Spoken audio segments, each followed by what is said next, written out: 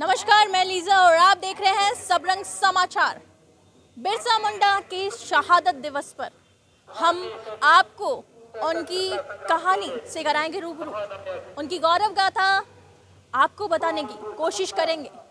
जल जंगल जमीन की लड़ाई में जिस महानायक की बात की जाती है, वो महान व्यक्ति, उन्होंने क्या कुछ किया झारखंड राज्य के लिए, क्यों उन्हें आखिर पूछा जाता है, कौन है बिरसा मुंडा, कहाँ हुआ जन्म और कहाँ हुई मृत्यु, इन सभी चीज़ों को आपके सामने रखने की कोशिश करेंगे कि बिरसा मुंडा ने कहाँ लिया जन्म और कैसे हुई थी उनकी मृत्यु। बिरसा मुंडा को सभी याद करते हैं। 25 वर्ष की आयु में जिस व्यक्ति ने अपने राज्य के लिए, अपने लोगों के लिए शहादत दी थी, उन्हें याद करना किसी गौरव से कम नहीं। आइए जानते हैं बिरसा मुंडा की गाथाओं के बारे में। बच्चा बच्चा बिरसा मुंडा की गौरव गाथा आज भी याद करता है। आज भी उनकी जुबानी बिरसा मुंडा की एक एक याद उनके अंदर समाई हुई है। महज 25 वर्ष की आयु में शहादत दे करके उन्होंने इस राज्य में जो लोग हैं उनके लिए सब कुछ अपना कुर्बान कर दिया।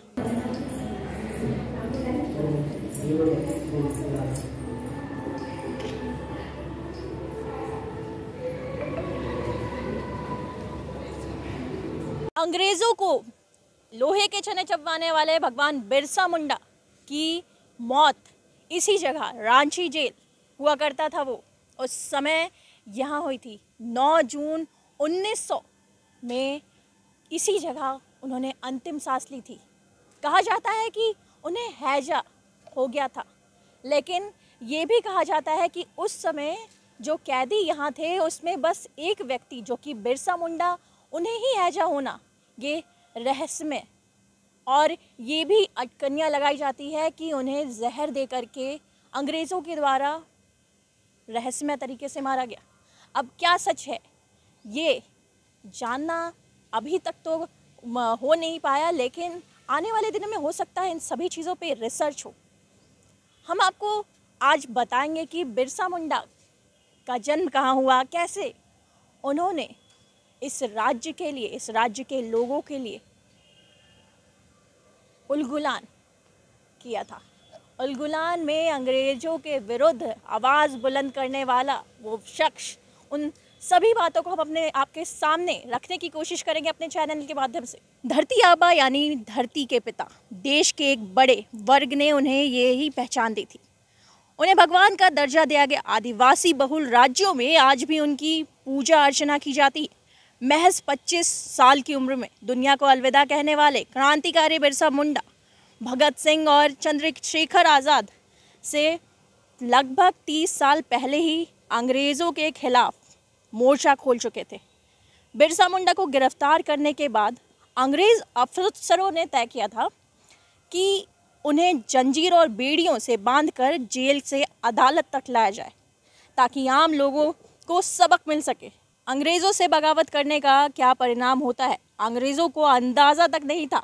बिरसा मुंडा को देखने के लिए सड़क में कितनी ही भीड़ जमा हो जाएगी। भीड़ बेकाबू, उस पर काबू पाना असंभव हो गया था। जब बिरसा को अदालत लाया जा रहा था तो उनके पैरों में बेड़ियां बंधी हुई थी, उनके पैरों से खून निकल रहा था।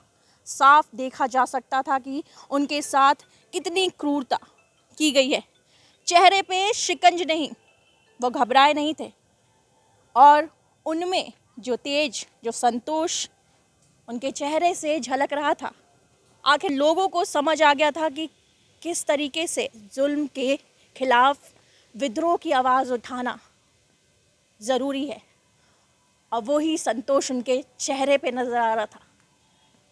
बिरसा मुंडा का जन्म 15 नवंबर 1875 में खूंटी उल्हातू में हुआ था। आपको बता दूं कि उल्हातू गांव में सुगना मुंडा और कर्मी मुंडा के घर में बिरसा मुंडा का जन्म हुआ था। प्रारंभिक शिक्षा उन्होंने चाईबासा के लुथेरन मिशन स्कूल में की, जहां उन्हें आदिवासी संस्कृति पर टिप्पणी के विरोध में स्कूल प्रबंधक के द्वारा बाहर कर दिया गया था।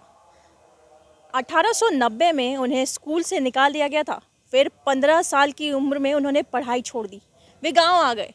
रोजी रोटी के सिलसिले में वह अपने ही गांव में काम करने लगे। उस दौरान उन्होंने एक दोस्त बनाया।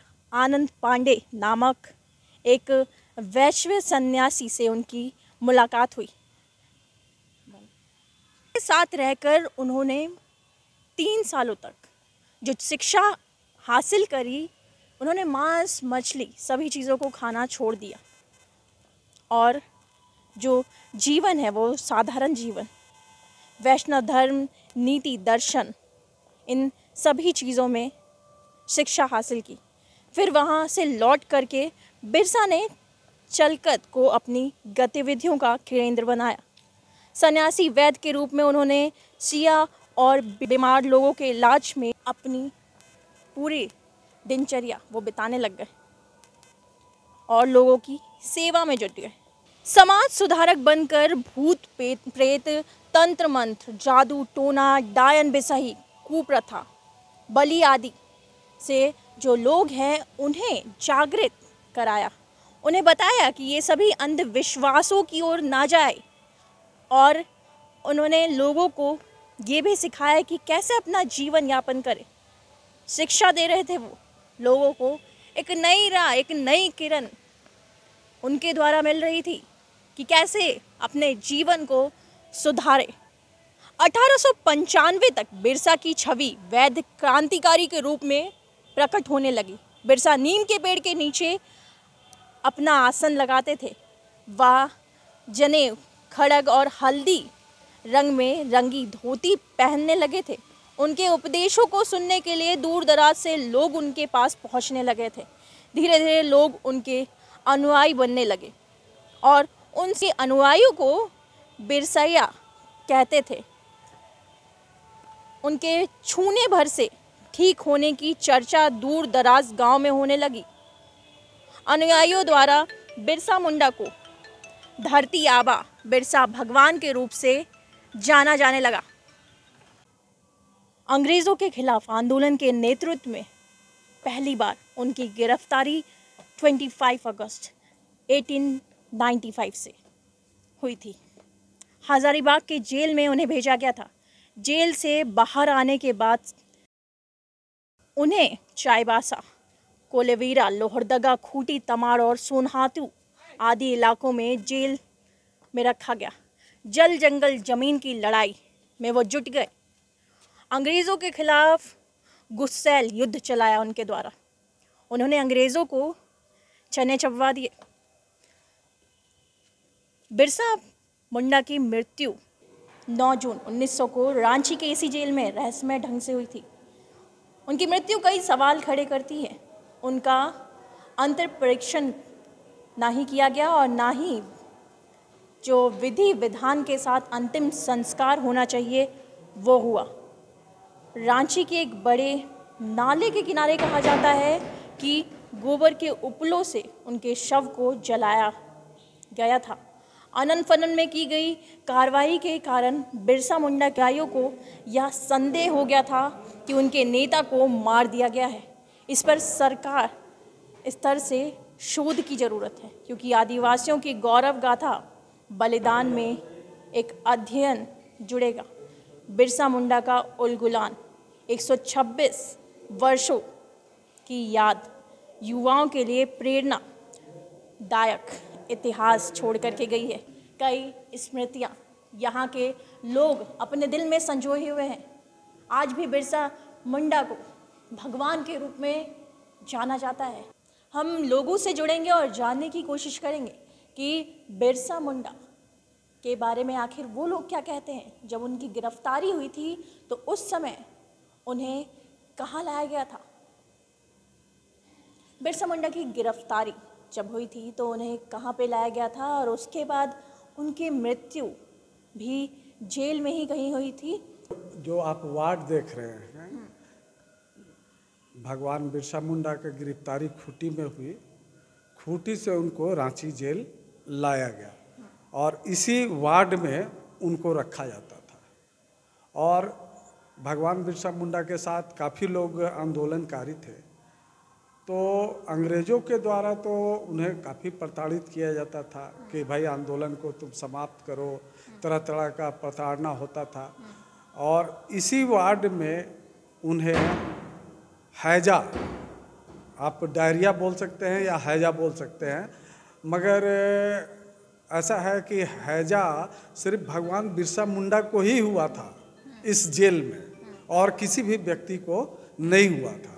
ये सोचने वाली प्रश्न है कि एक ही वार्ड में सभी कैदी एक ही पानी पीते हैं, एक ही भोजन अंग्रेज़ों के द्वारा उपलब्ध कराया जाता है, और ओनली बिरसा मुंडा ही हैजा का शिकार होते हैं।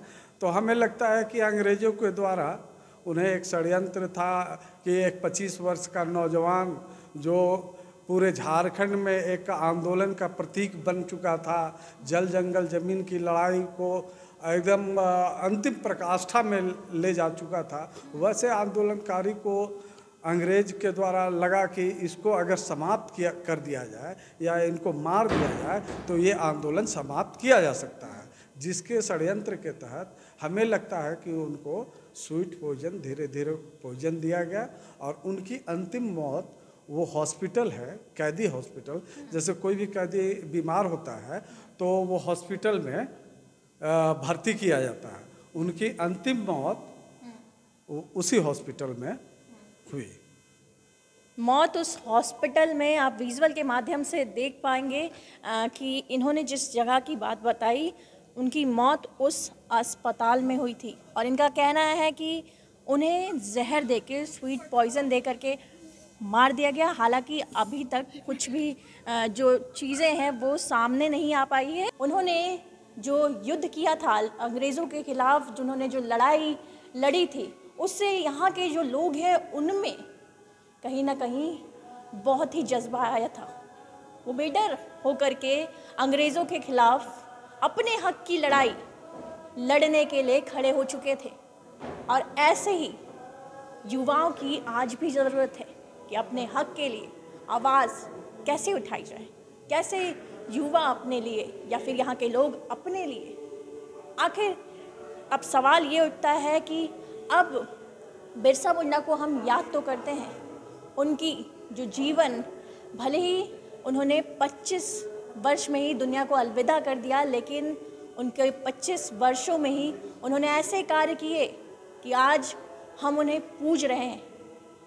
तो क्या हम इस बिरसा मुंडा की शहादत दिवस पर अपने इस राज्य, अपने इस झारखंड की जल जंगल ज़मीन को कैसे बचाएंगे?